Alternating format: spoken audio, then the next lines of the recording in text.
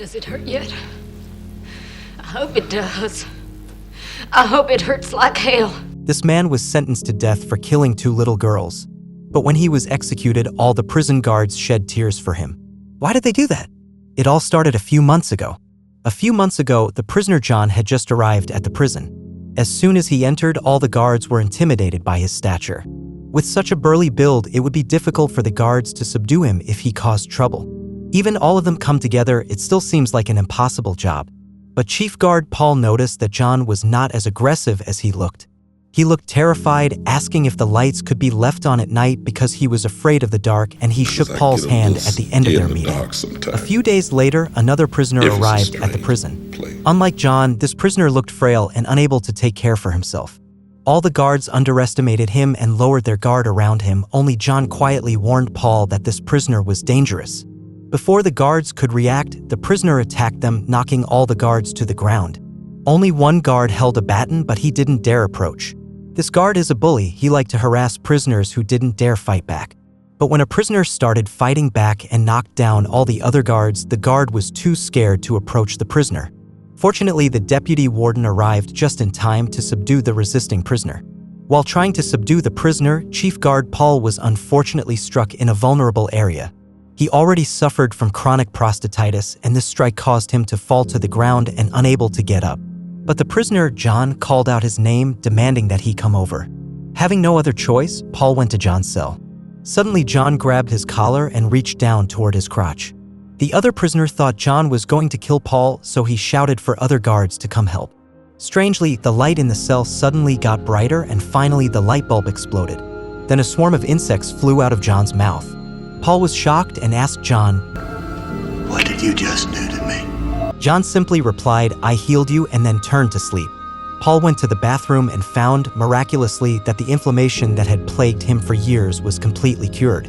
After this incident, Chief Guard Paul began to doubt whether John, with his magical powers, could really have killed the 2 little girls. So he went to the lawyer handling the case, but this lawyer was so biased. He firmly believed John was guilty.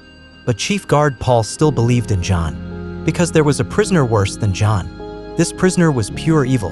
Not only did he constantly torment the guards, he also tried to escape. Even in solitary confinement, he continued to do as he pleased. Once, this prisoner grabbed a guard, kept him close, and said, "Warden?" The guard was so scared that he wet his pants. But this guard was a bully himself. He didn't dare resist this terrifying prisoner, but set his sights on another laughing prisoner nearby, planning his revenge. The electric chair is absolutely one of the most terrifying sentences in America, but many people don't know that a wet sponge needs to be placed on the prisoner's head during execution, otherwise the prisoner will die in extreme pain. However, this prison guard, just to get back at the prisoner who mocked him, intentionally put a dry sponge on the prisoner's head during the execution. As a result, the prisoner died in extreme pain. What this prison guard didn't know was that the prisoner he killed was good friends with prisoner John. Prisoner John had a very magical ability. He could save lives through a touch, and at the end he would spit out a large mass of worms.